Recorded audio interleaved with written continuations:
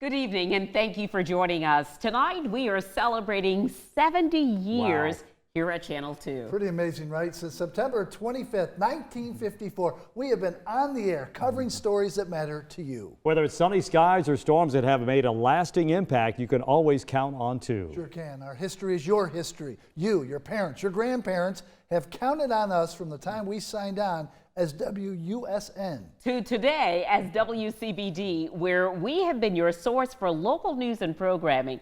What an experience it has been for us to be in this community for so many years, and most recently to open the doors to Joan Mack and Happy Rain, 2 people who broke barriers and set new standards in television journalism. Can you describe the difference in the actual building in comparison to what you're seeing today? Today is a real studio. You might be surprised to learn a woman known for her resonant anchor voice and eloquent writing style actually studied science at South Carolina State College. But in WCBD's 25th year, her success as a talk show host at WCBD's competition made Joan Mack a standout addition on the reporting team. News director at the other channel, he had already moved to Channel 2 as well, so he knew my work. A seat at the news anchor desk, becoming the first African-American woman news anchor at WCBD. At the time, there were no blacks in the anchoring position. I was allowed to anchor, do special news reports for the 6 o'clock news and the 5-part series. And I just liked going to the people, and those series took me to the people with the problems or the issue. Be in the community and let people get to know you. You see me delivering the news and telling you something that either you should do or should not do, that I can trust you, that you're connecting with me. Does that look familiar? I know. Well, let me go sit down. Tell me what you think about that picture. Wow. Legends, I see. Yeah. You and Joan Mack. Joan was a good friend of mine. Rainy Evans, or Happy Rain, as people have called her since 1960, is another beloved icon in WCBD's history. When you came to Channel 2, you had a goal in mind, and that was to educate and entertain children. My husband, Buddy Evans, who was the general manager of Channel 2 at that time, he had a dream too, to produce a children's show, an educational show, to have me do that, because he felt like that I had so much influence on the children in the area. Her show was Scout About. The show was a travel log, children learning about their cities and towns through the magic of TV. We won the South Carolina Children's Award for children's programming, South Carolina broadcasters then. Happy Rain was no doubt a hero to children who enjoyed seeing her in her leather dress, but behind the scenes she was championing safeguards for what children would see on TV. As we celebrate our 70th anniversary, we honor trailblazers such as Joan Mack and Happy Rain Evans, and many others who paved the way for generations. Their contributions have shaped our identity at WCBD News 2 and continue to inspire us every day. Well, not all of Channel 2's personalities were in studio. Octavia Mitchell, that is, tells us located outside our station at 210 West Coleman Boulevard, people from all over stopped by to see and meet Susie Q. It's not something you hear about every day when it comes to local television news. An elephant as a station mascot. Yet Channel 2 has the unique distinction of not only having one, but our Susie Q actually lived here on station grounds. Why an elephant? Well, why not? Channel 2 already had dogs, cats, exotic birds, a donkey, alligator, and even a kangaroo. And the station's owner, Drayton Hasty, simply thought it was a good idea to buy an elephant. And so in 1954, he bought one, an Asian elephant for $2,700 from a New York importer. In 2008, the town of Mount Pleasant honored Susie Q with an historical marker in our front yard. Our beloved Susie Q provided years of enjoyment for people in the Lowcountry. Parents brought their children to the station to visit Susie Q and ride her back. She was even the target of a major prank at the Citadel in the fall of 1958. Now a part of the Citadel's history thanks to Bobby Schwartz and Jim Jeffrey, both from the Citadel class of 1959.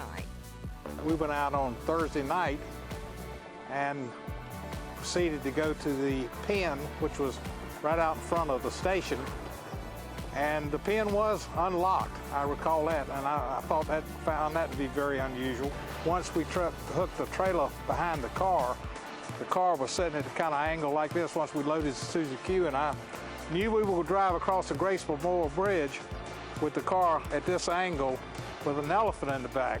I think it accomplished what we wanted it to accomplish. Everybody was excited, and make a long story short, we beat VMI. Young and the young at heart, Susie Q brought smiles and joy to people across the Lowcountry.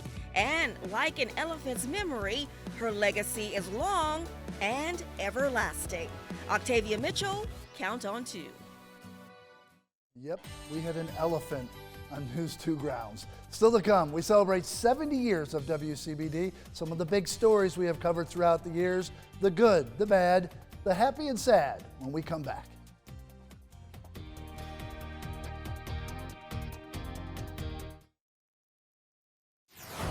As we celebrate 70 years of responsible journalism and storytelling here at WCBD News 2, we realize through the years, good or bad, the stories we bring you each and every day is our responsibility to educate and inform. Here's a look at some of the bigger stories we've covered the past 7 decades. They haven't all been good and not all have been bad, but all these stories have affected our community in one way or another. After signing on in 1954, then WUSN dealt with civil unrest. The Charleston sit-ins in 1960, high school students filled up the lunch counter at the Crest store on King Street as part of a civil rights protest. Pee Wee Gaskins at the top of the newscast in the 1970s, a serial killer and rapist who killed more than a dozen people in this state. We watched in 1992 as Lowcountry rapist Duncan Proctor crashed his car in a high-speed chase that left him paralyzed and with brain damage. We weren't there for an opening in 1901, but WCBD was there as Charleston Navy Base closed. Many feared at the time Charleston wouldn't survive. In 1993, budget cuts led to the decision to close the base, and on April 1st of 1996, it officially closed. We covered royalty in Charleston, Prince Charles visiting the Holy City for the second time in 1990. We were at the airport when he got here, as Prince Charles made the stop just months after Hurricane Hugo. Eyes of the world watching through our lens as Shannon Faulkner became the first female to attend the Citadel in 1994. She lasted only days, but since then many women have now graduated from the military college. Pure excitement as in 2000, the location of the H.L. Hunley Confederate submarine underwater for over 100 years is announced.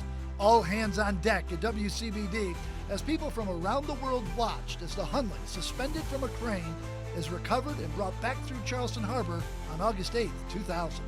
As Charleston grew in the 2000s, we welcomed the Arthur Ravenel Bridge, the third longest cable-stayed bridge in the Western Hemisphere. Construction began in 2001 as we were live as the bridge officially opened July 6, 2005. It was quite the spectacle. We have covered our share of tragedy the past 2 decades, the Sofa Superstore fire in June of 2007, the unfortunate task of telling viewers 9 of Charleston's bravest had died fighting this fire. Almost 8 years later, to the day, wall-to-wall coverage on News 2 as 9 parishioners were shot and killed inside Emmanuel AME Church in downtown Charleston. The following days filled with anxiety, grief, and forgiveness. Names we will never forget in our coverage at News 2, people like Walter Scott, Alec Murdoch, and George Floyd. Live coverage from the riots that broke out in downtown Charleston.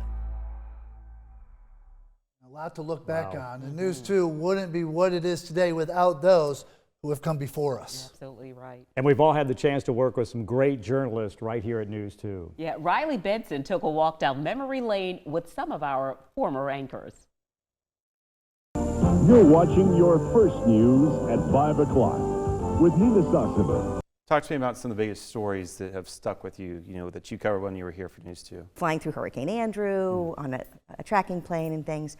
But there was a Lowcountry serial rapist in the 90s, and his name was Duncan Proctor. And we hear on the radio that they'd gotten into a chase and they'd gotten him, and they hadn't opened 526 yet.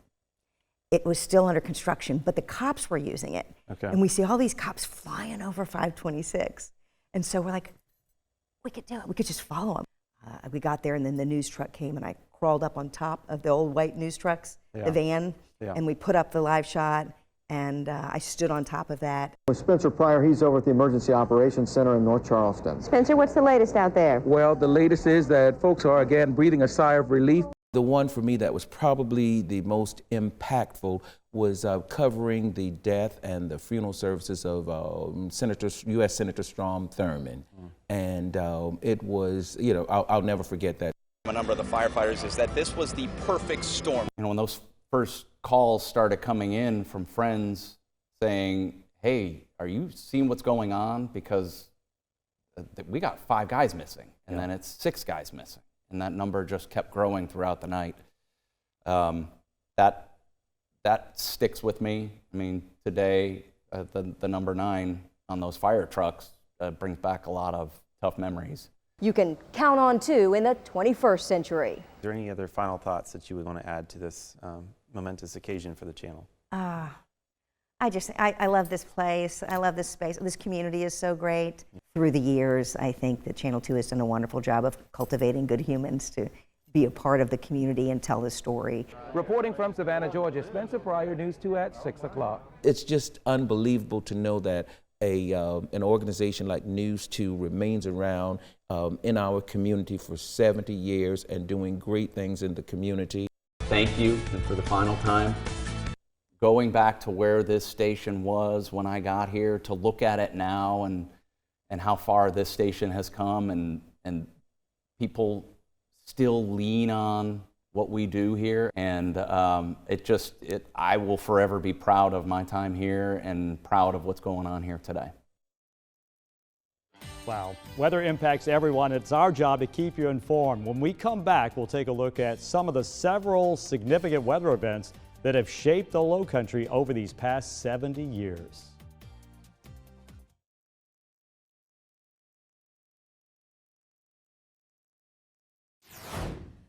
We have come a long way in weather forecasting and technology since 1954. When we signed on, we had no weather satellite in space. What that means is 2 significant hurricanes in our history, Hazel in 1954 and Gracie in 1959, were forecast without the help of anything above us looking down. With meteorologist Rob Fowler. When it comes to Hazel, it was certainly worse for North Carolina, but for us, it was the first hurricane we had to deal with after signing on the air. Hazel made landfall in North Carolina on October 15th of 1954, some 3 weeks after WUSN flipped on the switch. Gracie, 5 years later in September of 1959, was more destructive. In fact, damage in Charleston was described in a Weather Bureau report as widespread and extensive. Gracie made landfall near St. Helena Sound with winds near 130 miles an hour. Let's break away from hurricanes and talk about something we don't see very often, and that is snow. There are 2 main snow events in our storied weather history. The first was known as the Great Southeast Snowstorm of February 1973. The total for us between February 9th and 11th was 7.1 inches, the second highest storm total in our history. So what was number 1? Well, we always refer to this event as the Hugo snow. Even though it happened months after Hugo and the hurricane had nothing to do with creating the snow, it was just ironic it happened the same year. A total of 8 inches fell between December 22nd and 24th, with 6 inches falling on the 23rd. It was our first and only White Christmas on record. Not snow, but rainfall got our attention in October of 2015. Here in the Lowcountry, almost 19 inches of rain fell in those first 5 days. On October 3rd, we saw 11.5 inches of rain, making that day our wettest in history. The latest is Hurricane Floyd. For us, Floyd was the storm which changed policy and opinion. Responsibility lies with me. I'm the governor. Known as the Floyd fiasco, the lane reversal or lack of reversal made for extremely long trips to evacuate. There will be more flooding as a result of this storm than any Charlestonian has ever experienced.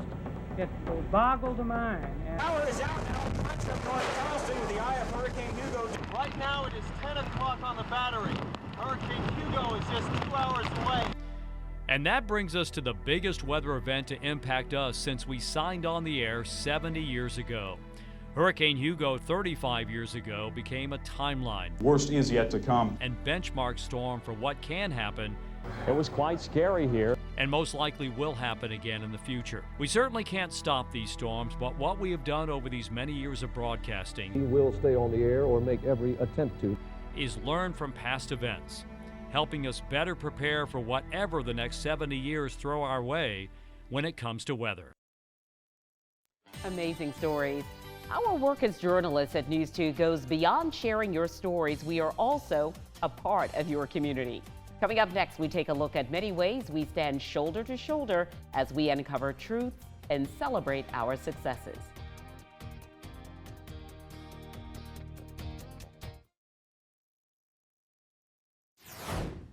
From the stories we tell you on air to being out in the community with each of you. We are so very proud to have served you for 70 years and counting.